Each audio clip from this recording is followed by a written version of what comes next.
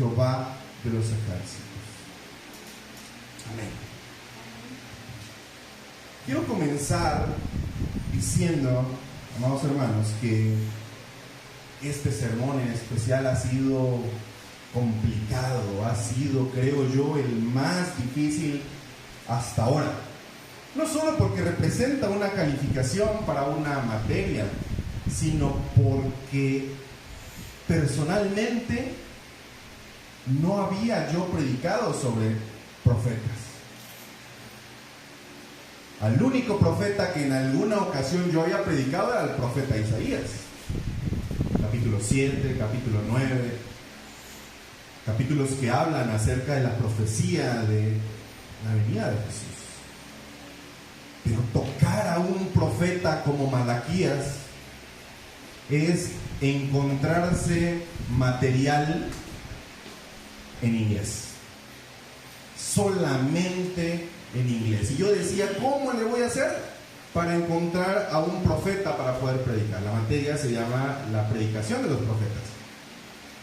¿Y a quién voy a buscar? ¿A quién voy a predicar? Y una de las primeras tareas que tuve que hacer fue leer a todos los profetas. Bueno, no a todos, a los profetas menores. Dejé a un lado a Isaías, dejé a un lado a Jeremías, a Ezequiel, y dije, voy a leer a los profetas menores, y comencé a leerlos. Y ustedes, por lógica, sabrán que llegué hasta Malaquías, el último libro del Antiguo Testamento, y no encontraba un pasaje bíblico para predicarlo. Y ya cuando me estaba dando por vencido y iba a tener que recurrir a Isaías, quizás encuentro el pasaje de Malaquías capítulo 3. Y entonces dije, este es el bueno. Pero luego, conforme iba intentando desarrollar el trabajo exegético, me voy dando cuenta que no había material en español y que iba a tener que hacer un doble esfuerzo por intentar traducir o intentar buscar un traductor que me ayudara con los textos bíblicos, con los comentarios. Pero afortunadamente, gracias a Dios, creo que he podido avanzar. Amados hermanos, ¿cuántos de nosotros hemos cuestionado a Dios? ¿Cuántos de nosotros en algún momento de nuestra vida le hemos hecho preguntas a Dios? ¿Usted le ha hecho preguntas al Señor? Yo sí. Yo sí le he preguntado al Señor. Yo recuerdo cuando tenía 15 años, mi abuela estaba enferma. Casi me convertí en un judío en el muro de los lamentos, y con mi frente en la pared, yo empecé a preguntarle al Señor: Señor, ¿qué va a pasar con mi abuela? Señor, ¿la vas a sanar o no la vas a sanar? Señor, ¿qué va a pasar con nosotros si no la sanas?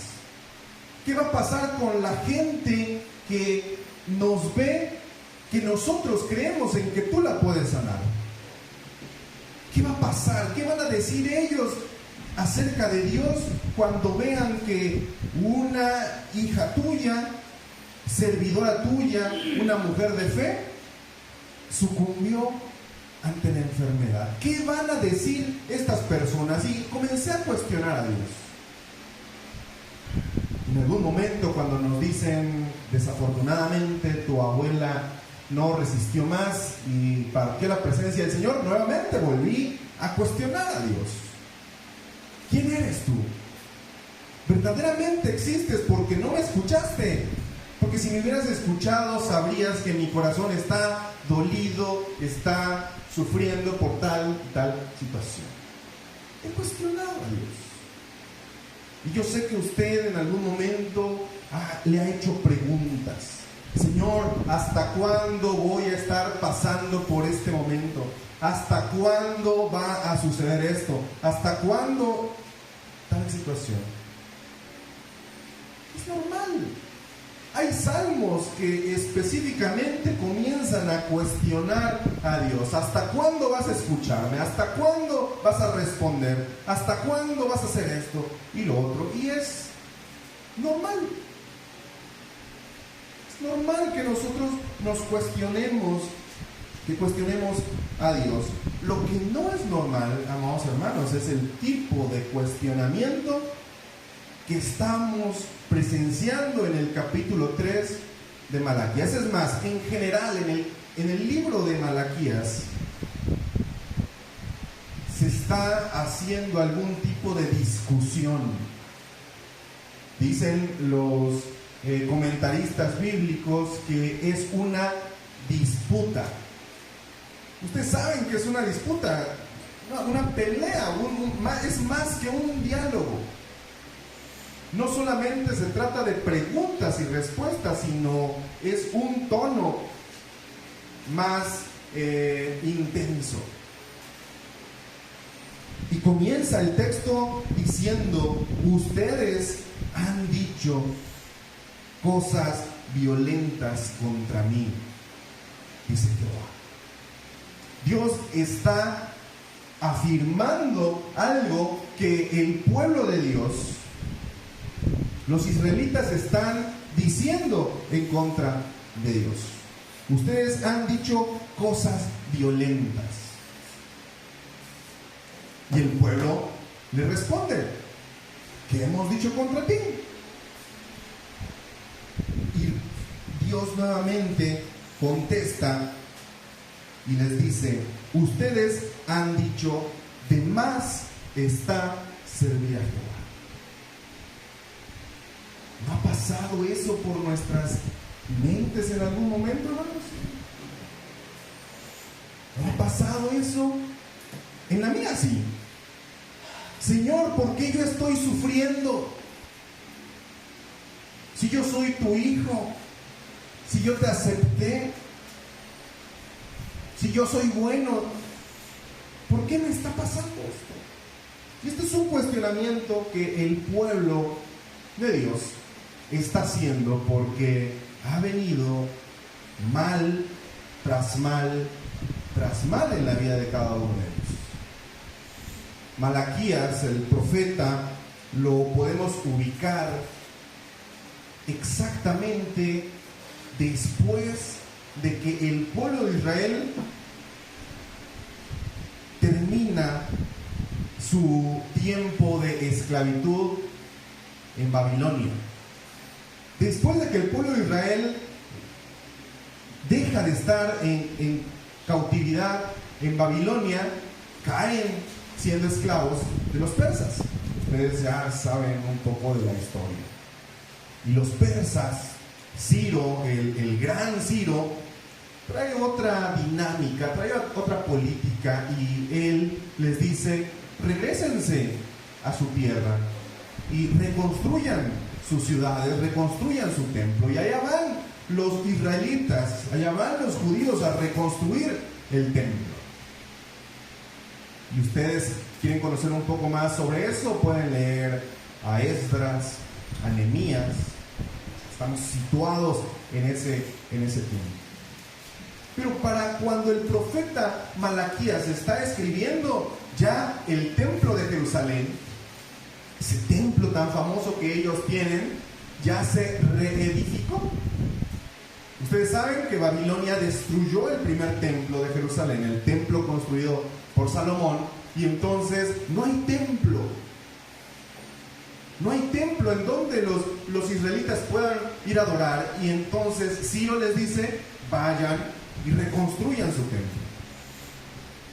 El templo era el lugar más importante que los israelitas tenían.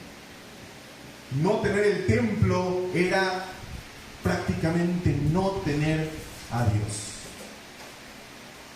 No había templo, y entonces les dan la oportunidad de reconstruirlo, y allá va Zorobabel y algunos otros hombres que salen de la esclavitud de Babilonia y van a reconstruir el templo. Y algunos van a decir que no era tan bonito, ¿verdad?, como el templo de Jerusalén, que era un templecito chiquitito, ahí muy austero, pero era el templo. la felicidad del pueblo al saber que nuevamente tenían templo y que Dios estaba con ellos, me imagino esa alegría inmensa.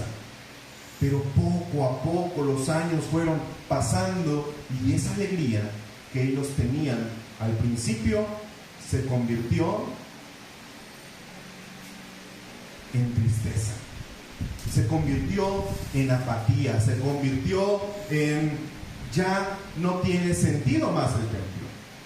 Y a lo largo de Malaquías nosotros vamos a poder escuchar, vamos a poder leer cómo Dios está hablándole a los sacerdotes y les está diciendo: es que ustedes no están haciendo los sacrificios que deberían hacer, no están haciendo su labor en el templo como deberían hacerlo.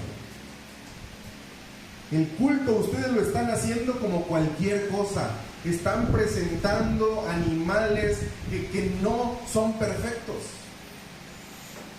Y comienza a hablar acerca de las cosas que están haciendo mal.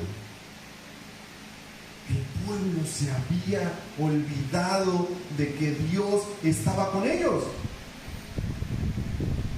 El pueblo se estaba olvidando porque había escuchado en otras ocasiones las diversas profecías de liberación. Escuchaban al profeta Isaías diciéndoles que iban a ser liberados. Escuchaban al profeta Jeremías que les hablaba de bendición. Y estaban en un momento en donde no había libertad, donde tampoco había bendición. Y entonces el pueblo comienza a cuestionar: a ver, nos han dicho que Dios nos va a dar libertad, que Dios nos va a bendecir, pero miren en dónde estamos. Estamos en medio ahora de otro reinado, de los persas. Y estamos rodeados de gente que nos ha complicado las cosas. Tuvieron problemas para terminar de construir el templo. Ustedes leen a Esdras y a Nehemías, se van a encontrar que hay gente que está diciendo: ¡hey, allá están construyendo! Cuando después empiezan a reconstruir las paredes de la ciudad, otra vez hay gente que está hablando: han encontrado hostilidad.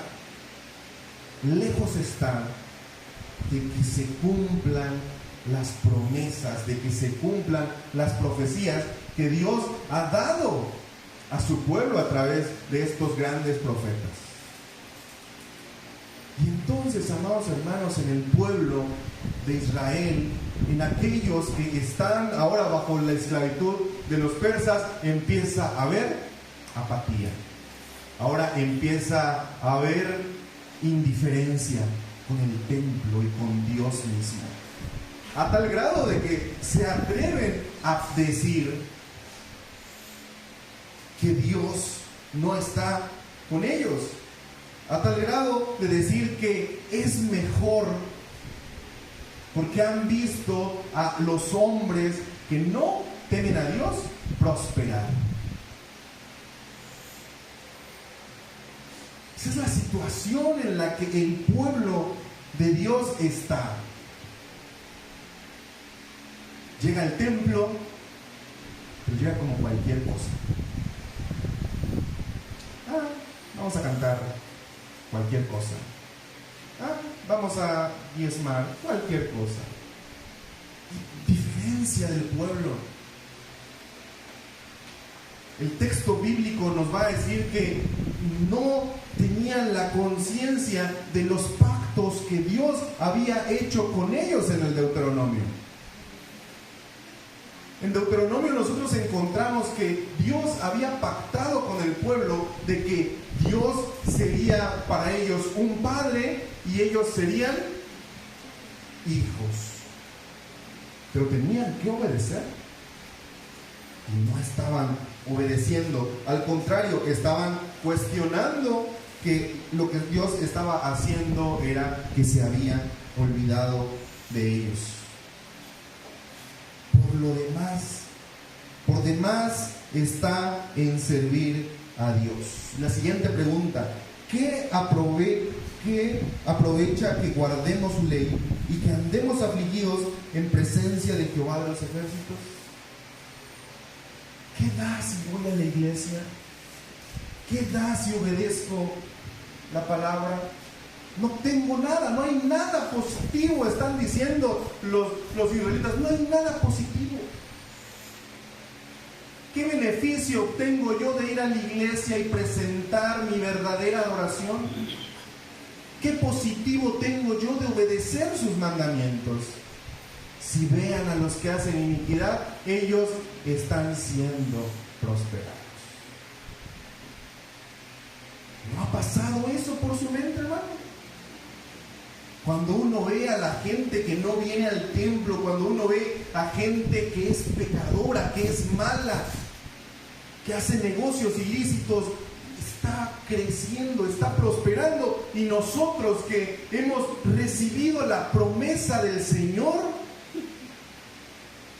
seguimos en la calle de la amargura. ¿No les ha pasado por sus cabezas decir, ¿saben qué, hermano? Yo voy a tirar la toalla? Algunos de nuestros hermanos que pareciera que están pasando por este momento. ¿Para qué voy a la iglesia? Si ir a la iglesia me trae más problemas que beneficios. Porque cuando voy a la iglesia, mi familia se enoja. Y si no voy a la iglesia, felices están. Porque cuando voy a la iglesia, en mi negocio no vendo el domingo. Pero cuando me quedo, vendo un montón de productos. Decía una hermana de la iglesia allá en Ciudad. Es que yo no puedo dejar de vender los domingos, decía, porque es el día que mejor me va. Y entonces pareciera que estar en la presencia de Dios y querer obtener sus beneficios no es nada. El pueblo de Dios, ese pueblo que había recibido el pacto de la bendición, estaba cuestionando a Dios, estaba peleando con Dios del por qué le estaban sucediendo sus problemas. Decimos pues ahora, bienaventurados, ¿quiénes? Los soberbios, los que hacen impiedad, porque no solo son prosperados, no solo hay bendición para ellos, sino aparte de eso, tentaron a Jehová y no les ha pasado nada. ¿Se imaginan hasta dónde ha llegado el pueblo? Ellos tentaron a Jehová y no les ha pasado nada. Y nosotros que le tememos, nos está pasando mal y más mal y más. Pero es interesante cómo el añadido, los versículos siguientes nos van a completar esta historia. Porque muchas veces nosotros, amados hermanos, queremos que las cosas sucedan de inmediato. Queremos que en cuanto le pedimos al Señor, las cosas se resuelvan de manera inmediata. Eso es lo que nos gusta, ¿verdad? Decir, ay, el Señor ya me respondió y entonces por eso le alabo porque me respondió. El texto bíblico, amados hermanos, nos quiere mostrar una verdad. Y es que ciertamente la gente que hace maldad, la gente que no teme al Señor, es prosperada. ¿Sí? Ustedes los han visto prosperar. Y muchas veces nosotros que tenemos la promesa del Señor, no vemos bendición. Decimos, yo quisiera estar como Él, pero yo soy hijo de Dios, y Dios es el Dios de las riquezas, y Dios es Dios de la prosperidad, y es Dios de esto. ¿Por qué? Yo no estoy bien. Me gusta cómo el pasaje dice, se juntaron un grupo de personas temerosas de Dios. Sé, pero me recuerda al profeta Elías. Solo yo he quedado y no hay nadie más que adore al Señor. Y Dios le dice, hay un grupo de personas que no se han arrodillado ante Baal. este pequeño grupo de personas que está mencionando Malaquías es un grupo de personas que han tenido a Dios y han escrito un libro, en el cual dicen algunos teólogos que están escribiendo las cosas que tienen que hacer para seguir haciendo el bien. Pero vamos, hermanos, lo más interesante viene en los versículos siguientes. Versículo 16. Entonces los que tenían a Jehová hablaron cada uno a su compañero, y Jehová escuchó y oyó, y fue escrito libro de memoria delante de él para los que temen a Jehová y para los que piensan en su nombre. Versículo 17. Escucha, vamos, hermanos.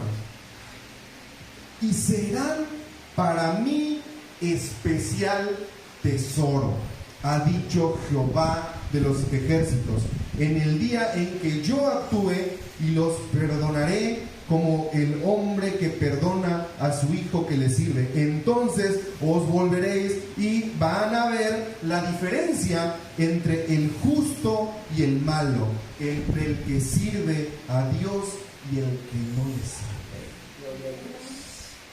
Nosotros andamos aquí buscando recompensa terrenal. Nosotros aquí andamos preocupados de por qué a mí no me va bien y al que no le busca a Dios le va mejor que a mí. Y Dios le está diciendo al pueblo: cuando yo actúe, en escatología decimos, cuando sea el día del Señor, y entonces venga el Señor como juez, va a encontrarse con su pueblo, pero también se va a encontrar con aquellos que fueron prosperados, que obtuvieron recompensas de sus obras malas. Y entonces, dice Dios, ustedes van a entender lo verdadero de esta recompensa, de esta bendición, porque al pueblo de Dios su heredad, su premio más grande es la misma presencia, es pertenecer al reino de Dios. Y ante eso, amados hermanos, no hay premio más grande. Sí, el día que yo actúe y yo los perdone, entonces ustedes se van a dar cuenta de la diferencia entre ¿quién? Entre el justo y el malo. Entre el que ha obedecido a Dios y el que se atrevió a tentarlo. Ahí van a ver verdaderamente la diferencia entre el que siguió obedeciendo a Dios, el que siguió siendo su pueblo, el que no renegó de Dios y dijo: mi bendición es más allá de lo que yo pueda recibir terrenalmente, más allá de lo que yo pueda recibir económicamente. Mi bendición está más allá que solamente lo económico. Capítulo 4, versículo 1. Porque he aquí viene el día ardiente como un horno, y todos los soberbios, los que el pueblo de Dios estaba diciendo que eran bienaventurados, ¿lo recuerdan? ¿Sí? Versículo 15. A los que decían: ay, estos son bienaventurados porque son soberbios y les va bien, porque hasta se atreven a tentar a Dios y les ha ido bien. Entonces el capítulo 4 dice: porque ahora el día ardiente como un horno, y todos los soberbios y todos los que hacen maldad serán estopa. Aquel día que vendrá los abrazará, ha dicho Jehová de los ejércitos, y no les dejará ni raíz ni rama. Diríamos nosotros los chiapanecos: ni el polvo se les va a ver. Mas a vosotros, los que teméis mi nombre, nacerá el sol de justicia, y en sus alas traerá salvación. Oh, gloria a Dios, porque nuestra recompensa no está en las cosas que para la gente que hace el mal está a sus ojos, sino nuestro objetivo está más allá de eso. Traerá salvación, y saldréis y saltaréis como becerros de la manada. Hollaréis a los malos, los cuales serán ceniza bajo las plantas de vuestros pies, en el día que yo actúe, ha dicho Jehová. Gloria a Dios. Vamos, hermanos, el pueblo de Israel todo el tiempo estaba esperando a ver cuándo Dios los iba a sacar victoriosos, cuándo Dios iba a enviar al Mesías para que destruyera a los enemigos y entonces ellos pudieran ver las profecías cumplirse. Pero lo que ellos no sabían es que Malaquías y otros profetas estaban profetizando la venida de Jesús. Y entonces esa es la fiesta que ellos debían estar esperando, pero no lo quisieron reconocer. Nosotros que hemos reconocido al Señor y entonces le hemos visto como el regalo más grande que se nos ha dado, nosotros ahora podemos encontrar bendición en su presencia. Es más, no hay mejor bendición, no hay mejor premio que tener a Jesús en nosotros, en ser parte de su reino. Amén. No hay mejor cosa que tener a Jesús en nosotros. Los demás podrán tener dinero, los demás podrán tener poder, los demás podrán tener todas las cosas materiales, pero nosotros tenemos a Jesús como nuestra herencia. Nosotros tenemos lo mejor porque es el Señor. Pero cuando el reino de Dios, amados hermanos, se establezca por completo en la tierra y entonces Jesús venga como juez, verdaderamente aquellos que se han enriquecido, aquellos que han sido prosperados en maldad, en desobediencia al Señor, tendrán su recompensa. Pero también nosotros tendremos nuestra recompensa. Seremos perdonados y seremos hechos hijos de Dios, verdaderamente perdonados, y seremos de su herencia, seremos de su pueblo. Vale la pena, amados hermanos, ser pacientes. Vale la pena venir al Señor y no olvidarnos de Él. Porque verdaderamente el Señor quiere bendecirnos. Verdaderamente el Señor quiere bendecir cada momento de nuestra vida. Pero tenemos que ser fieles al Señor. Tenemos que venir ante nuestro Dios con verdadera adoración. Tenemos que venir ante el Señor reconociendo que Él tiene el control de todas las cosas. Y cuando esto suceda, entonces entenderemos que no se trata solamente de esta vida y de las bendiciones y de las posesiones que el resto de la gente ve como positivo, sino entenderemos verdaderamente el valor de lo que tenemos nosotros, la herencia de Jesús en nuestros corazones. el que verdaderamente liberta a las personas.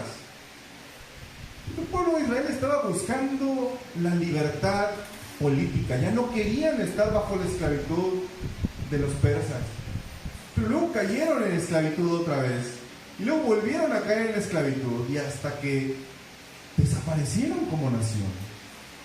Porque ellos estaban esperando la bendición de la libertad, la bendición de recuperar todo lo que habían perdido en territorio, en posesiones.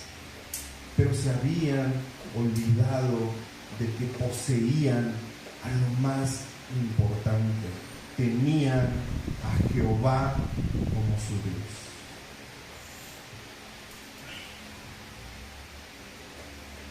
Yo creo que podemos en esta hora de la mañana